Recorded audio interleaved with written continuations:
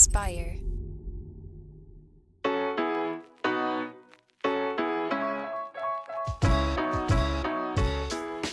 Welcome back to Starting Now. I'm your host, Jeff Sarris. This is the show where I talk to entrepreneurs about the unexpected paths to entrepreneurship. Today, my guest is Justin Mayers. In the last 5 years, Justin has started not one, but two successful product companies in Kettle and Fire and Perfect Keto. Kettle and Fire being the phenomenal bone broth company that you've probably seen the broth in Whole Foods and a bunch of other places. But he combined his passion for health and wellness. He saw an opportunity and he ran with it. Kettle and Fire started as a side project just 5 years ago. He is an entrepreneur through and through. He is constantly coming up with ideas, launching new side hustles. Some of those become businesses like Kettle and Fire and Perfect Keto. Others just remain a side hustle. He might sell them off later on, or he might stick with them as long as he's still passionate about the idea. So this is a great conversation. I think you're really going to enjoy it. And I think it's really going to inspire you to get started on your next idea. So without further ado, my conversation with Justin Mayers. Yeah, I appreciate you doing this, taking the time out of your day. And where are you at right now? I'm in Austin, Texas. We've been, my girlfriend and I have been bouncing around to different mountain towns for all summer. And so this is finally back in Austin after 5.5 months, which has been, the summer was so fun. And then literally on the drive from Sun Valley, Idaho back to Austin, the two of us got COVID. Oh, geez. So, yeah. So we came back to Austin. It's immediately got COVID, quarantined. So yesterday was the last day of our quarantine, fortunately. Oh, okay. So what was that like then? It was fine. I mean, I think it was like a cold flu thing for 2 days. And I still probably sound a little congested. But for the most part, I was fine. Okay, good. Yeah. And was it something where did you notice the symptom? Did you just sort of say, hey, I have a cold, let me get checked? Or was there something that you're like, this is different than normal? No, I thought I was being a crazy hypochondriac, but I was yeah, I'm I have all these plans with people. I'll just get a test quickly just to make sure, because I had a tiny bit of a sore throat. And then I got it tested and I was positive. I was oh, fuck. Yeah. Okay. Yeah. See friends in 2 weeks. Definitely. So you were on the road for, you said 5.5 months? Yeah. Just it was out awesome. and about? Yeah. So what kind of places were you going to? Man, so we did, and all the credit goes to my girlfriend, but she organized all this. But we had a pod of people. We went to Leavenworth, Washington, which is a small mountain town in the Cascades with 18 other people. And then we went to Tahoe, that was for a month, and then Tahoe for 2 months, and hosted a bunch of people there that were kind of in their own little COVID pods and made local friends. And then we went up to Bend, and then we went to McCall, Idaho, and then Sun Valley, Idaho for another 5 weeks. So it was awesome. Yeah, you're all over the place. And I mean, maybe not nomadic, but we're at a time where van life and all of these things are really just blowing up. Do you see doing that more frequently, being out on the road for extended periods? I think probably not the van life thing, but I think we would do the communal living thing for sure. I think that next summer there's a good chance that we try and replicate a similar thing. It was just so fun. I mean, we were living in, with or very close to very good friends. We would bike, go camping, eat almost every meal together. It was just a lot of fun. Mm-hmm. Yeah, definitely. Yeah. I mean, so what do you envision then if you're doing that next year? Sort of similar to this year? Is it going to be different? Because communal living feels even an investment, diving into a space maybe? Totally. Yeah. So I think that, we're in Austin. And so fortunately, if you want to look at it this way, the summers are so terrible that it gives us a easy out. And so I think that we will probably look at going to another mountain town, getting 15-ish to maybe 20 people to opt in, get Airbnbs for 1 to 3 months in the same neighborhood area, whatever, and then just hang out for most of the summer. So that's kind of the initial plan, I think, that we're starting to think about. Oh yeah, I mean that sounds fun. Sounds like a great idea. Because really, it's that community. You in Austin, you have a community of entrepreneurs and things, but then getting together with the people you know all over the place, that's probably much more rare, much more uncommon, just in your day-to-day life. Yeah, 100%. And like half of my friends in Austin are gone for the summer anyway. Oh, okay. No one does anything outside. So it's just like, it's a perfect time to get out, you know? Definitely. So huge. And so you started in, well, started. Actually, why don't we just rewind a bunch? What's your origin story? So you've started a couple $100 million companies. You have Perfect Keto, you have Kettle and Fire, you've done myriad other projects, which I didn't even know. I mean, when I was like, let me see who started Kettle and Fire, I hadn't really known anything about you until I just started diving in because I don't know, I like to find the different paths. Like, so my sort of premise here is the unexpected paths to entrepreneurship, to sort of talk to Mhm. people and see how they approach getting started, building Yep. something, and no matter what scale. Our scale obviously is tiny, like minimalist, like very lean, but you've Awesome. gone It's the intentional, oh yeah, definitely. But which is then you've cool. gone consumer packaged goods, very big, like very successful. So yeah, I'm excited to dive in. But what's your origin story? Were you always entrepreneurial? Where did you grow up?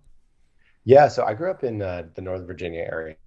I would say that I was not necessarily always entrepreneurial, but I kind of went through this weird phase my like freshman year of high school where basically I like had a tremendous number of life events happen, like pretty much everything that could happen.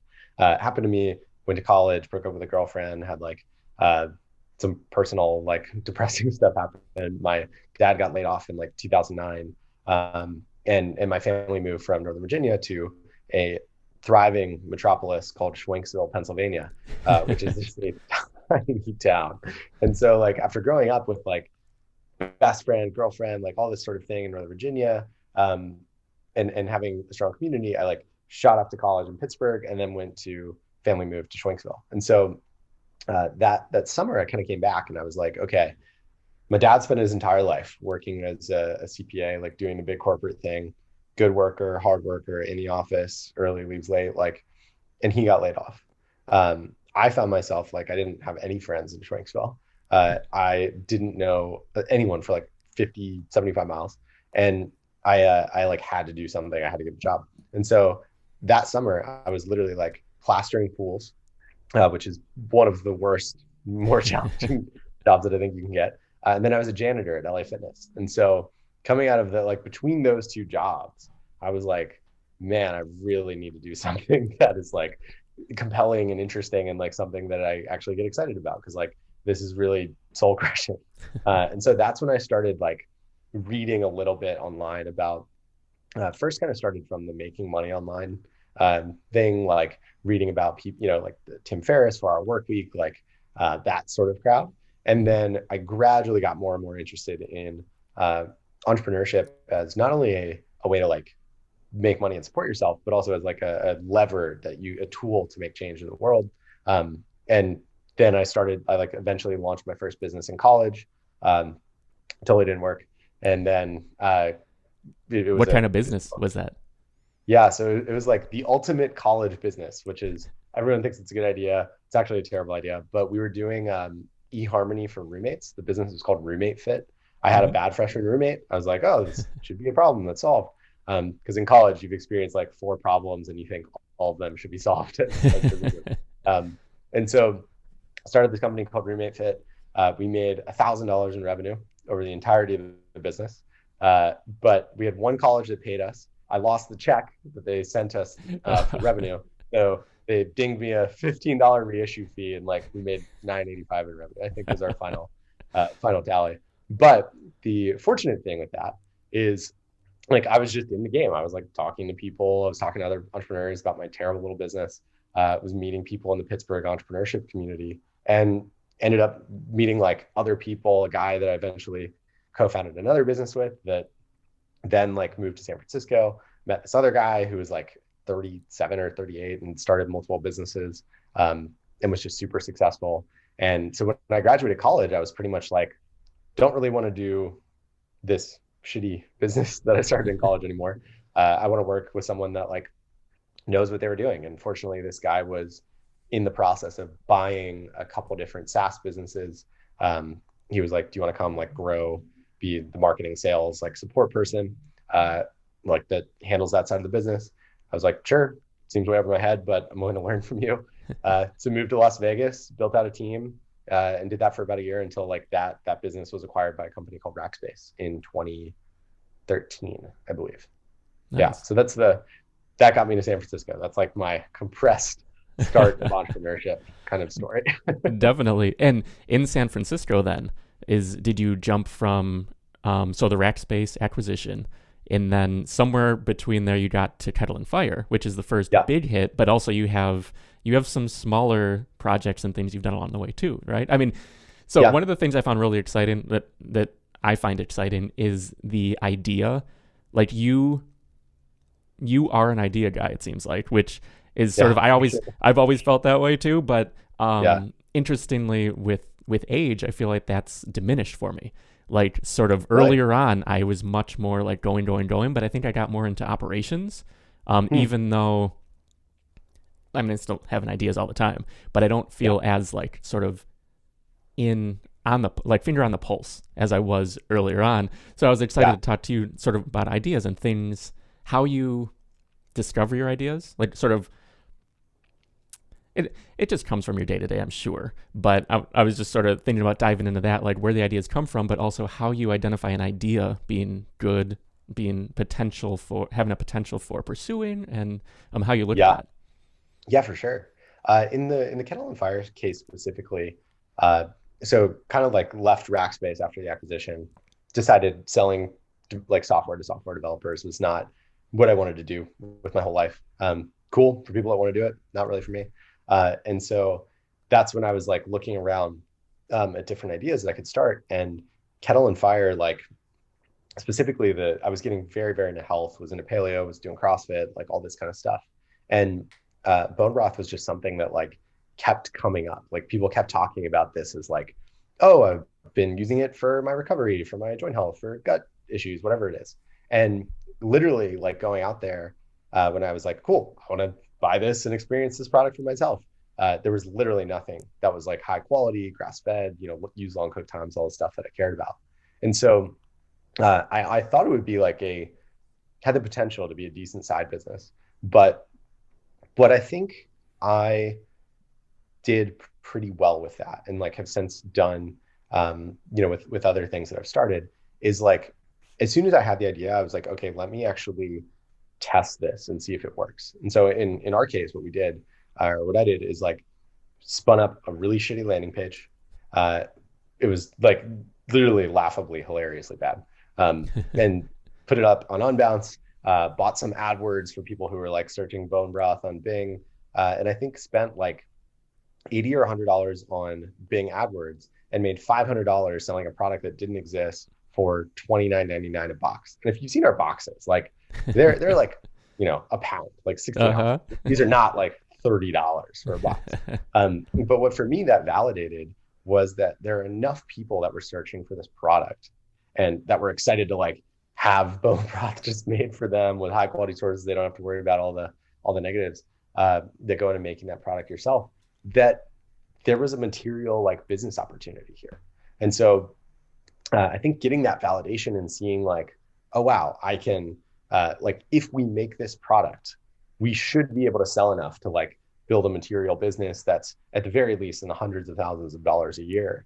That really kind of gave me the motivation and validation to be like, okay, let's take the next 10 steps for what it'll take to build this business. Yeah. So in those first steps, was it just you? Were you with a co-founder, with a team? Like, how were you approaching that? Yeah, so my co-founder is also my brother. And so Mm-hmm. my brother Nick, he was 18 years old when I was like playing around with this idea.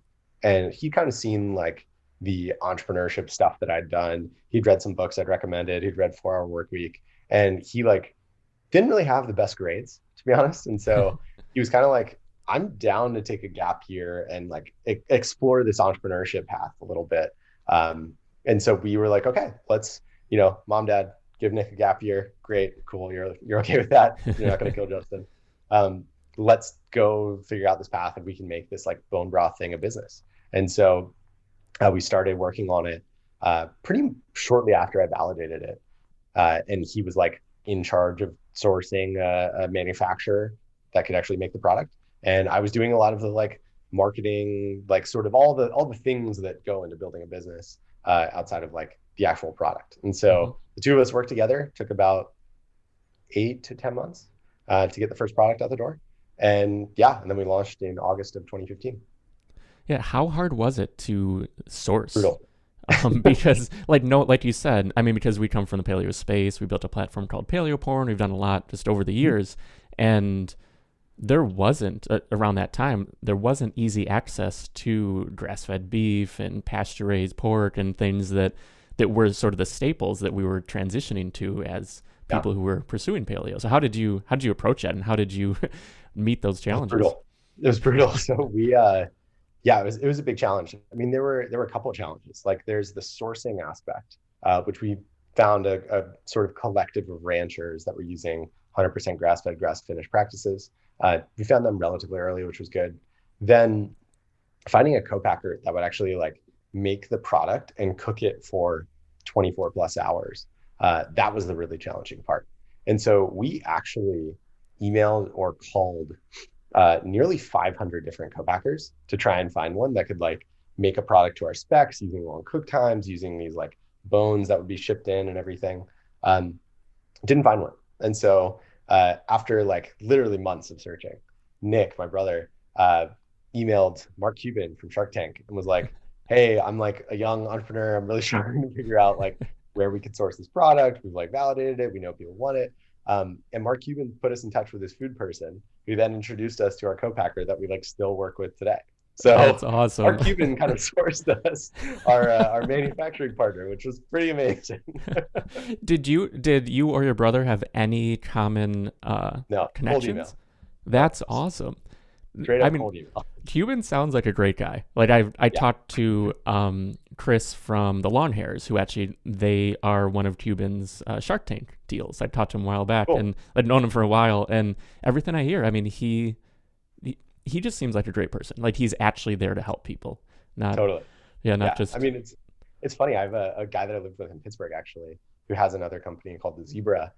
Did the same thing. He like cold emailed Mark Cuban. They went back and forth with 80 emails, and Mark Cuban was like, "Yeah, I'll invest 100K," and just wires them the money. It's like never got on the phone, never did anything, just yeah. back and forth. It's amazing. That's awesome. So you started Kettle and Fire. How long did it take to, let's see. Well, I guess I should just ask, how many employees are you looking at today? What size is the company? Because I know the revenues are doing really well, but Yeah. actual staff and things, what does that look like? Yeah, so we're at 32 people. So we try and keep it like relatively lean for the size of the business.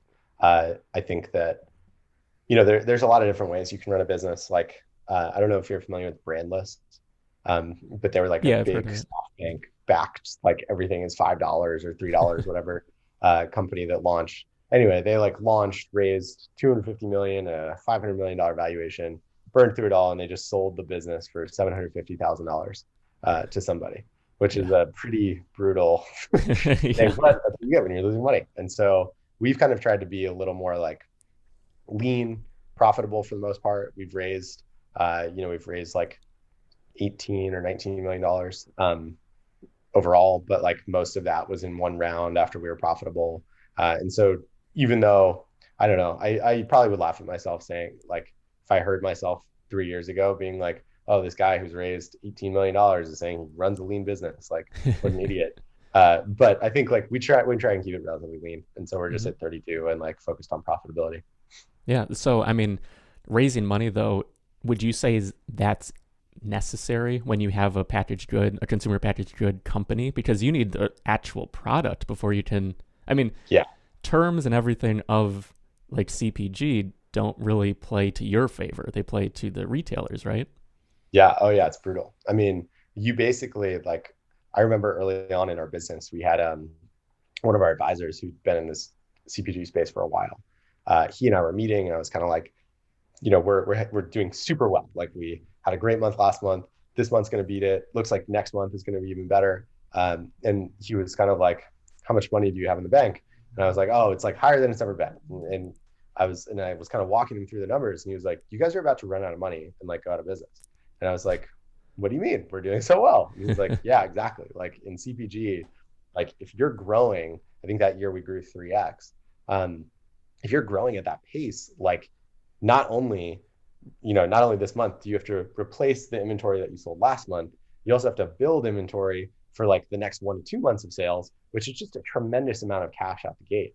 And so we faced a decision in 2018 where it was like, okay, I think we just hit like 10 million in revenue or so. And we had this decision of like, we can really go for this. Like we can say, we think bone broth can be a big category. We think that Kettle and Fire can be a big brand. We think we can move into like more consumer households and we can really go for it. Or we can sort of like slow down, not raise money, try and slow growth, and do that. And ultimately we decided like we think this is a big enough category and opportunity that raising money, really going for it, and trying to reach more people was the appropriate move for the business. And so we raised 16 million in 2018. Yeah. So, and at that point, you already had two companies going because Perfect Keto was shortly after Kettle and Fire, right? Yeah, so we launched Perfect Keto in early 2017. So that's a lot on your plate. I mean, let alone all the other That things, was. all the other side projects, which we haven't even touched on yet. But what was the impetus for diving in? Because obviously, bone broth, keto, I mean, they make sense together.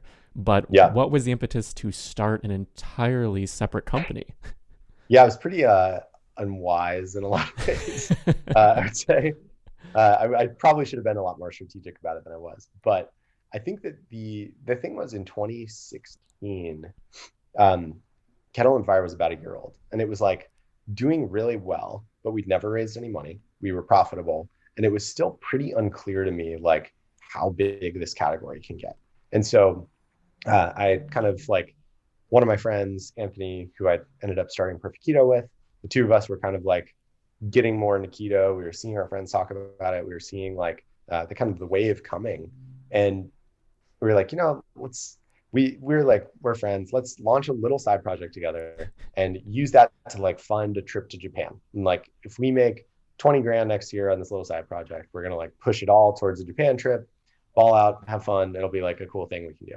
And so we decided to launch Perfect Keto as a side project, and it just like took off on us. Like we launched at the beginning of 2017. 2017 was an insane year. And then 2018 keto really blew up. And like, that was an even crazier year. And so it was just a wild ride. And like, at the end of it, I found myself with like two very real companies on my hands, which was unexpected and not necessarily planned. So yeah, managing that has been a lot over the last 2 years. Yeah, I could imagine. What type of involvement? Like, what does a day-to-day look like for you? Now it's changed a lot. I think with Kettle and Fire, like once we raised money, sort of my goal was we had to build out like an executive team. We had to, it was like, okay, we're raising this money, we're going all in on this. And so at Perfect Keto, like I took a big step back, tried to build out an executive team there so that I didn't have like day-to-day responsibilities necessarily.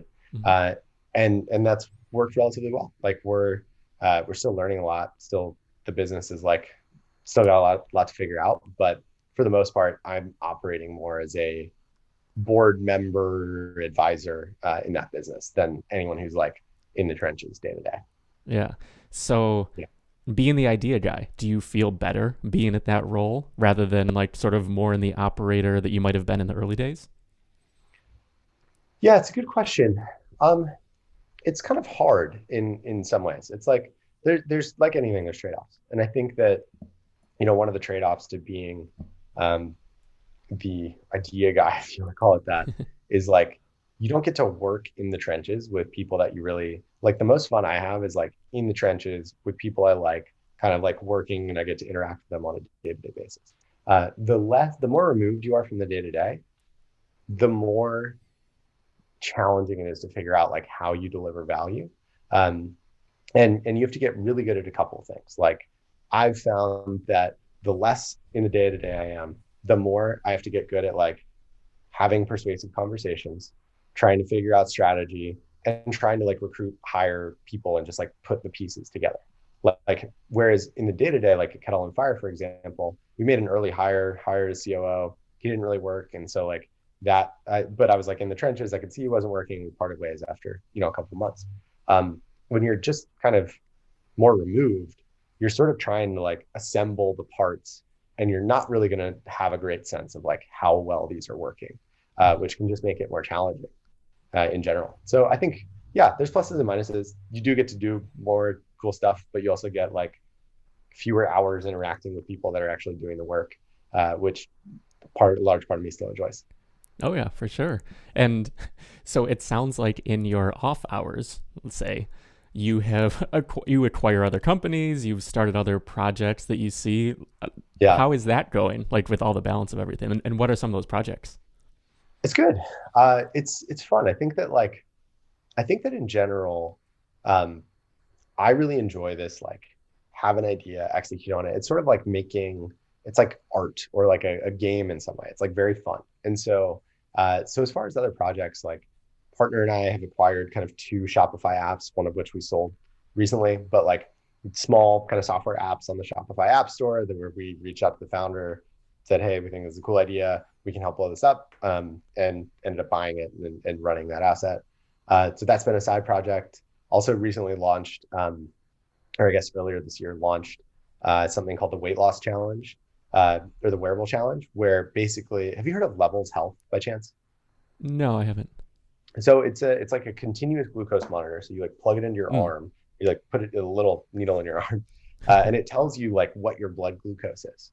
And so I created this challenge, like started on Twitter, and enough people took me up on it that we did it. Now we're on our fourth cohort, where people would pledge $850, and for a month they would have to wear this like continuous glucose monitor. And every time they had a day where their blood glucose stayed under 120 something milliliters per decil something, it's like below this 120 mark, Yeah.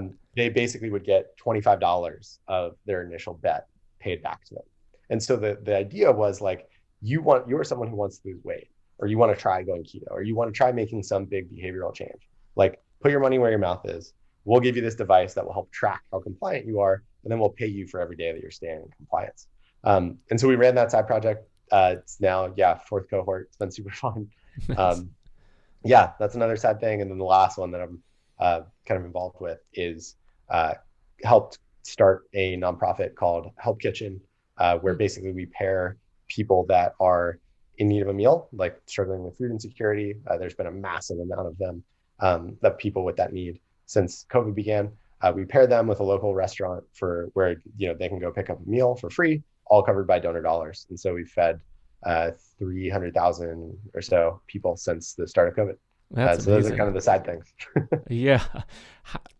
I just have to ask, how do you balance all? I mean, that seems like so much. I mean, you would probably have to work with, like, be diligent about finding the right partners and things, I assume. That's Yeah. How most do of you, it. yeah, managing your Yeah. time? Yeah, it's mostly partners. I think it's mostly partners. It's mostly like bringing in the right people, and then also being very like intentional. Like I think that one thing that is true is a lot of people will like. I used to work in, excuse me, at Rackspace, which was like a Fortune 2000 or 5,000 company, something like that, big publicly traded company. And I would roll into the office, and some people would show up at work at 9. They would be on phone calls until 5, and then they'd leave. And like, I'm pretty sure that that person is not getting anything done. Yeah. And so what I would do, or what I take care to do, is like every single morning, I don't schedule any calls before noon my time zone, so I can get like a 3 to 5 hour chunk of work done.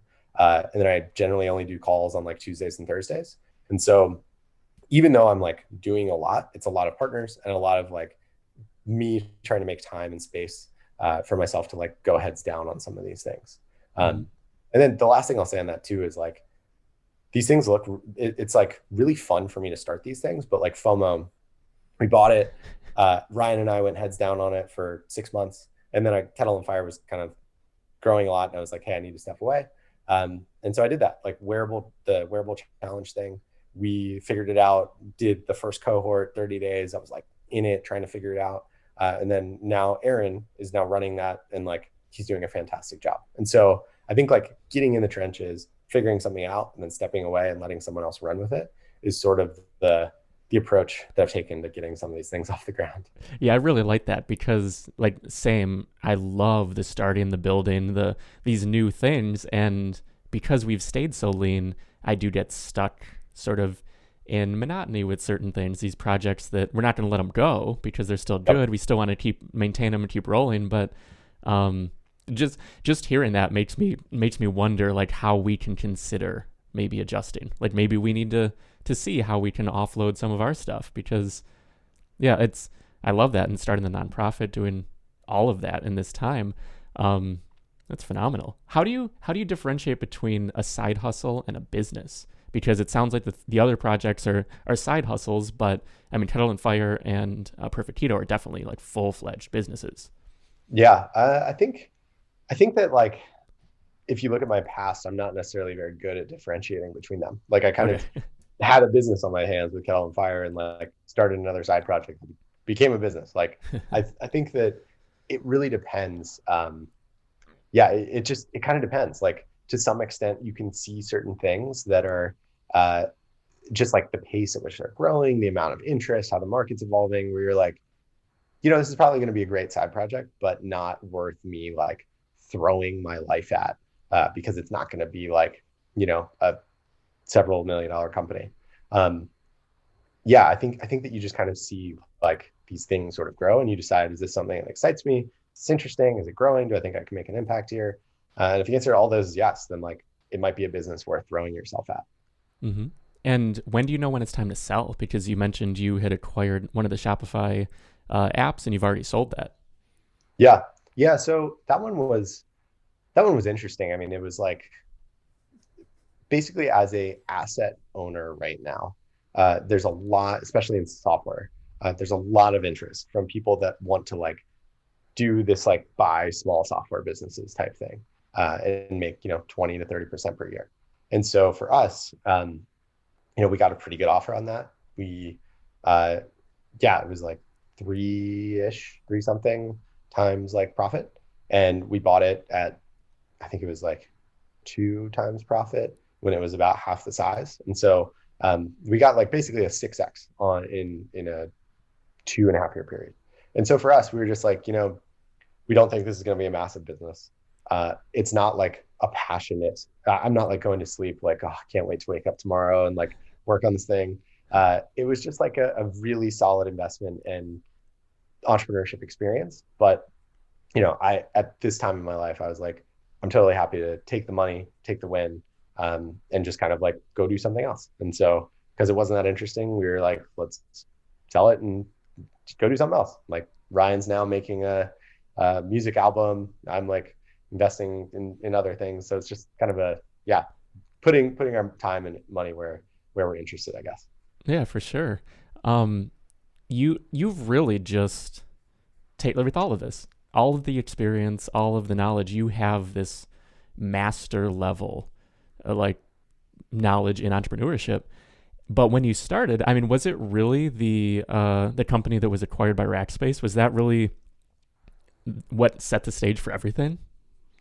I would say so, yeah. I mean, it was specifically this guy that like, I mean, it's been a couple things. Like I've Mm-hmm. read a lot. I've done side projects and tried to start businesses on the side literally since I was like 20. Um, and so it's been a lot of trying things and failing and like reading and talking to people about failures and all that. But I would say the single fastest thing that accelerated my growth was certainly working with this guy. Mm-hmm. His name's Jonathan Siegel. He like was buying a bunch of these like software businesses in 2010, 2012, before this was like a cool thing to do. And by the time he was like 36 or 37, I think he'd sold 4 or 5 companies. Like, not like Elon Musk style, but Mm-hmm. like the guy was just like had really good hit rates. He was very good at a very specific set of things. And like I learned a ton from him around how to identify, grow, scale, manage, like do people, sell businesses, all this sort of stuff. And so I would say that was probably the biggest accelerator for my career, just overall. Mm-hmm. Yeah, apprenticeships. That's something that I Yeah. think is highly underrated today. Like because we can do everything online. We can learn what we want on YouTube and Yep. but being in the trenches with someone makes just a huge difference. Huge. Yeah, it was massive for me. And especially I was like 22 at the time. And so I didn't know anything. And so Mm-hmm. working with someone that knew a lot of things was incredibly useful. Yeah. And so then you were out in San Francisco. Would how important do you think that location was? So wait, actually, was Kettle and Fire started when you were there, or had you moved to Austin by then? No, I started there. Okay. How important do you think that being in that community was in San Francisco? Yeah, I think that at the time it was incredibly important. I still do think that like we'll see what happens post COVID, Hmm. but I think San Francisco is kind of like the Olympics of startups. It's like if you want to be an Olympic athlete, like it's probably going to be hard to become an Olympic rower if you're in like Austin, Texas, where Yeah. it's like you might have to go. I don't know where the best rowing. I don't know why I chose that at all, but like you probably have to go to like the one spot that where like the best Olympic rowers train or where there's the best river or whatever it is. And I think San Francisco is kind of like that for startups. Like I think that for what Kettle and Fire and like some of the other side businesses I'm doing, like you can literally do them from anywhere. It's amazing. But I do think that you learn a lot from being around people that like even if you don't want to be an Olympian, the people that are striving for that goal, like they know their shit and they are obsessed with building companies. And being in that environment for 6 years was like amazing for my growth. Just meeting people that all they think about is like how to grow a team, how to scale, how to raise money, how to like do all do growth marketing, all these things was really really tremendous. Yeah, that inspiration is huge too. Just being Yeah, surrounded by people who make you want to level up. oh, for Yeah, sure. love that. How is Austin comparatively now? Because it feels like Austin is like mini San Francisco, just at least from the outside. Like I've been there a few times, but I've never lived in Austin. Yeah, no, it's awesome. I mean, there's a ton of entrepreneurs moving here. There's a ton of like great businesses here. It's definitely a better place to build a CPG business than San Francisco, just from like a cost and a bunch of other standpoints. But Cost yeah, being I like think access, like what types of costs make it better? cost of living, cost of Oh, gotcha. talent, like Yeah. yeah, like we had one we were looking for like a director of growth in San Francisco, and we were kind of debating between two guys. One guy lived in Austin, another lived in SF.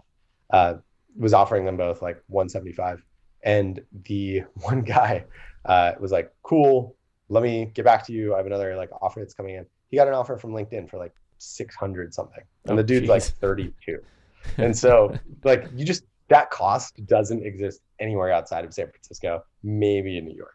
Hmm. And so, just like hiring talent, office, taxes, like cost of living, everything makes it's much easier to build a company in Austin if you're because you're not competing against like Facebook, LinkedIn, and the latest like crazy VC funded startup that's coming out of San Francisco. Yeah, and what type of staff then do you have? Sort of, do you have a physical location with people coming in, and like how do you Yeah, approach that? yeah. So we have a corporate office.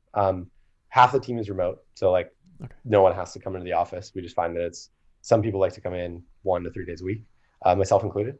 And so yeah, we have an office here, and we are staffed. Like if you looked at our company, we look much more like a tech company that's selling like an online product where we have a couple people in operations, a lot of people in growth marketing, some people in sales, some people in finance. Like it's a pretty normal sort of corporate company at this point, I guess. Yeah, it does feel more like a tech company because you were exclusively selling Kettle and Fire online. I'm not sure. I don't know as much about Perfect Keto. Did you Oh, follow a similar Certificate is approach? still 100% online. Kettle Oh, and is it? Fire is Okay. still retail. Yeah. Yeah. So that is it's interesting because you bridge the gap. Rackspace being a tech company through and through, like hosting and whatnot, and then jumping over to packaged products. What were the main sort of takeaways between that you? They're the main things that you brought across that divide. Yeah, I would say that kind of back to my earlier point around like being in San Francisco, being in Silicon Valley is like the Olympics. I would say that they have Silicon Valley and tech startups as a whole have spent so much time figuring out like how do we quickly run and scale, like how do we run and scale a business? And so I think that we brought a lot of those best practices, um, or a lot of practices at least from the tech world into the kind of food startup world. Like I'm fairly certain that there are still not that many food companies that are using like OKRs to inform like how they run the business, which is like a very popular management framework in tech. We also have like we have multiple virtual assistants that help do any sort of repetitive process that is on the plate of someone on our team. Like that's probably not very common at Camels. And so there's sort of like some of these practices that we brought into the business that I think have been really, really helpful, and also just help differentiate us with from other food brands out there. Yeah. So for someone who's just starting right now, no matter what their idea is, say they have $1,000, no connection, like where would you say they should start? Yeah, I think it depends a lot on what their goals are. Like if you want to build a massive company and like be Elon Musk, like go to Silicon Valley, try and like raise money and like play that game. If you want to like live in nature with a couple friends, maybe a partner, I think that like starting small and trying to like buy a business that's maybe doing somewhat well but isn't well marketed or not well sold, or their pricing is off, or like any number of things. Um, I think if I was to start over and just be like, okay, my goal for entrepreneurship over the next 5 years is just not to worry about money. Like I want to get 10K a month coming in something like that. I would probably go and try and buy a business. Like I would say, what are my skills? Like I'm okay at marketing, or probably better than average at marketing. I can like probably buy a business that is below average at marketing, add my skills to that, grow that, and like that will be easier. Kind of taking something that's working but not as well as it could be. That's going to be a much easier process and you'll learn a lot than starting from scratch, which I think has a lot of risk and can be a really hard thing to do out the gate. Just because like there's a whole nother art. It's like getting good at running a company is challenging itself, but also getting good at like identifying an opportunity, executing on that opportunity, getting your timing right, lining up funding, all these sorts of things to get something off the ground is incredibly challenging. Yeah, so I think if I had $1,000 and just wanted to get into the game, trying to buy a company or work for sweat equity for someone that has something that's working okay but not great is probably what I would do. Yeah, and there's that sort of idea founder fit where like something fits the person, but then if that idea isn't really marketable, it's sort of, I think you actually wrote something about this at some point in the past where it was ideas versus execution. And yeah, how people really, they sort of knock down ideas because without execution, an idea is nothing. Sort of what, but your outlook, I like that you were talking more about how the fit for the idea, is that correct, is sort of more important even maybe than execution? Totally. I mean, I think that people actually undervalue ideas. And I think that this is true because you have so many people that say they want to start a business but don't. And I think that like finding the right idea it's both a matter of like, is the timing and market and all these other conditions, is this a good idea? Because Kettle and Fire, I think like Perfect Keto is probably a better example. Like those were ideas where we did not execute perfectly. Like we were learning a lot. We didn't hire a finance team until we were like a year and a half in, like never do that. And so we made a lot of mistakes, but like the core idea was good enough that we could assemble resources and sort of like learn on the job. I think that was one thing. And the other thing I think that I see a good bit is people kind of underestimate. They go, oh man, I would love to make 10 grand a month doing anything. It's like, well, not really. I mean, like you really need to start something. You have to be excited enough about the idea or the space or like exceptionally money driven maybe in order for you to like drop everything you're doing and just go all in on an idea. Like I think that if someone came in and said like, I want to build a bone broth company, but I really don't care about food and I don't care about health and I don't care about all these things that like I care about, I'm probably going to beat that person at building Kettle and Fire just because like I love this shit. Like I love the food industry. I love thinking about health. I like really enjoy this topic and like am excited by what we're building. And that means that I'm going to like work harder. I'm going to like form better connections for other people that care about this stuff. I'm going to be able to hire better because like I give a shit about this and I can recruit other people that care about it. And I think that that's something that people overlook sometimes. Yeah, and I imagine that's how you keep going because you keep adding more responsibilities, keep growing, keep building bigger Totally. and better. But yeah, without that spark, waking up in the morning being excited to do something, it's really hard to get anywhere with any of these Yeah, projects. So 100%. And it I don't comes want in its so many layers. Yeah, for sure. And I don't want to take too much more of your time, but to swing back to the communal living. So I have friends who, whenever I start posting about something that I'm doing, working on whatever, they're like, "Oh, there's some idea there. You're working out some sort of concept for maybe a business or a side hustle." Do you already see something in communal living that you could foresee doing? Yeah, it's a great question. I think so. I don't know if I would do it full time, but Mm-hmm.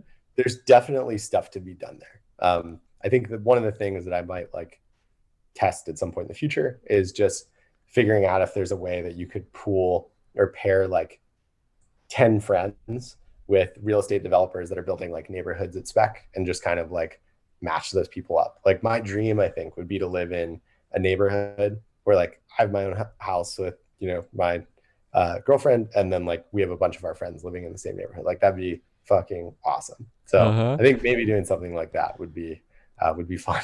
Yeah, for sure. It's sort of that like the old school like commune vibe, but Totally. modernized completely for today with like what we actually Exactly. want.